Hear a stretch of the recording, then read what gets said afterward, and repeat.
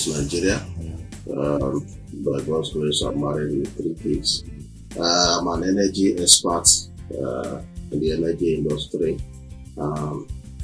Today, I can say I'm also a doctor.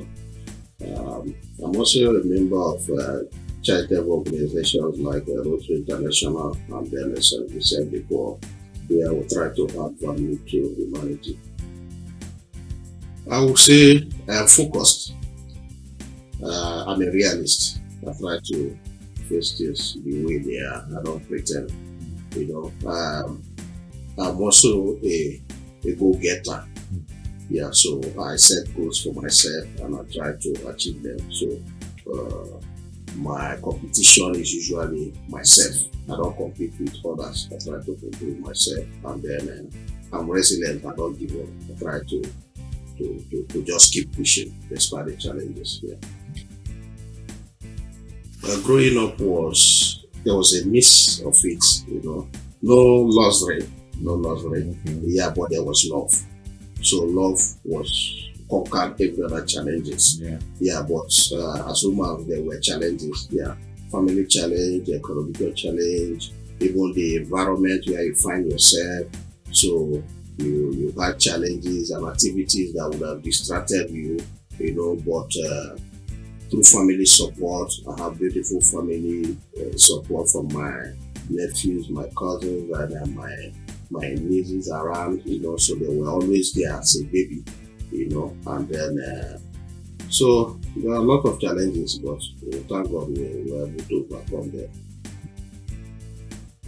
I'm born into a Catholic family and I'm still a Catholic, trying to live the faith and keep the faith. So fear of God. Yeah, so I draw a lot from the Bible. I make sure I read the Bible daily. That's where I draw my strength from, So the Bible helps in guiding me, Then again, there's also need respect. So I try to respect individuals despite your class, I respect authorities, so I respect age a lot because age comes with experience. I try to look at the bigger pictures in what I do, so I focus more on myself, self-development. I invest a lot in myself and those around me. I'm still wondering even how I got to this level, honestly, because we started from a very rough beginning. The beginning was very rough academically. Yeah, so how it was with JAMB, WAEC, and also some of us we stayed back 2 years, without admission. But instead of continuously waiting, we decided to look for other routes, to get into the higher institution. And by God's grace, we were able to get the higher national diploma, HND, and then the BSc, just to make sure that there's no issue of disparity or dichotomy as it's being played out even in the industry and then the country.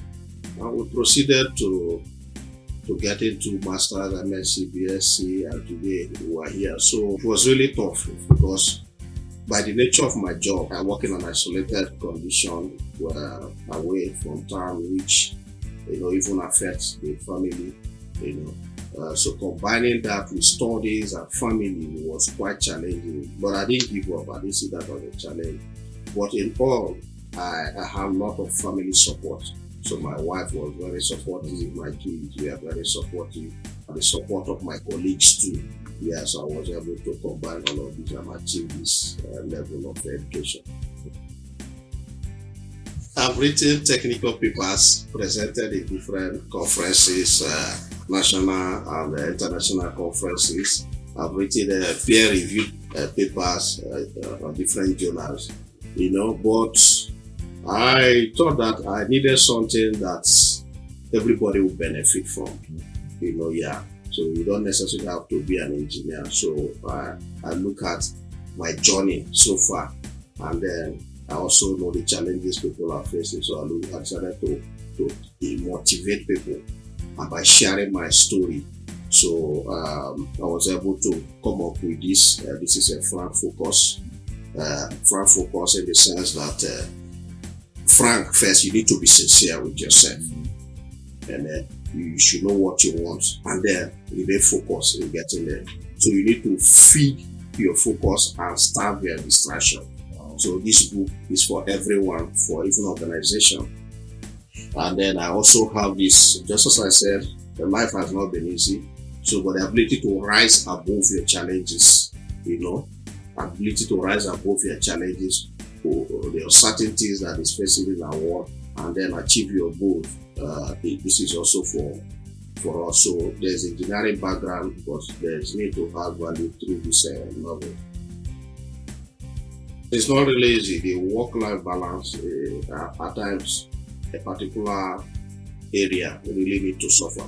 And I would say the family has actually bear the brunt of all of this. So when you're supposed to be there for them, you are at work and they're not seeing you every day. And then even when you are in town, you're also running around trying to, balance off the academic side, the educational side. So the family has actually sacrificed a lot. So I give it to my wife, my darling wife. I give it to my kids. I give it to my mom and siblings and every other family member. So, so far we try to play, to balance all of this. And I can comfortably say that there is a balance. So no side is really suffering that much. I try to make up for every side. So that's it. There are a lot of challenges, honestly, I must tell you, but we are looking at the bigger picture. Yeah, so because if you want to look at all the challenges that you face daily, you will not be able to achieve anything. So you need to look at the bigger picture. This is where I want to get to. See the challenges as tools. There will definitely be challenges, despite all the support. Despite how worthy you are, there will be challenges. There will be health challenges, there will be economic challenges, there will be environmental challenges, family challenges. There will always be challenges. But most times you look at these challenges and say, I will also overcome this one. This will also pass. When you have that mindset, that positive mindset, you're very optimistic. Instead of looking for every reason to justify why you cannot succeed, then you definitely overcome. For me, success is not all about material things like my achievements. It's not about big gets of houses. It's not all about titles. It's not all about position. For me, success goes beyond the material things. For me, success is about impact. Yes, the impact you're able to make, starting from yourself. Yes, God brought you into this world. You did not come as expected. You came for a mission. You came to add value. So you should be able to invest in yourself. You have no reason not to be successful. And then from that, you need to extend that to your family. You should be able to add value to your family, your wife, your kids. You should be able to support them. And then your community. You see how you should be able to support and grow your work. So for me, success is when I look back, I look at myself, I know where I'm coming from. I look back, I look at the number of persons that I've been able to support, no matter how significant. It doesn't matter how small it is. But when I look at their success story, I know that I've contributed to the life of this person, directly or indirectly. So success for me is making impact in my work. Man by nature, we're political animals. Yeah. I came from a family that is also strong politically when it comes to politics. Yeah. My mother, my dad, they are grassroots mobilizers. At a point, my mother and my father were different political parties. Yes, when the country Nigeria were having two strong political parties, Social Democratic Party (SDP), and then you have the NRC, it's a National Republican Convention. Yes. So my father was in SDP, my mother was in NRC. So at a point, they also contested as counselors in their different wards. So I came from a family that has that strong political family. I might not be into mainstream politics now, but in a way, I'm venturing in because I represent the workforce and I've been involved in different negotiations. So I'm the industrial relations officer, and in that there are a lot of politics that is involved, politicking that is involved. So politics is a dirty game, as they say, but you need people to clean it up, and I want to strongly believe that I will be one of those persons that will try to see how we can clean up politics, see it as a platform for service and not for self-advertisement. Thank you. Okay, let me just start with the environment.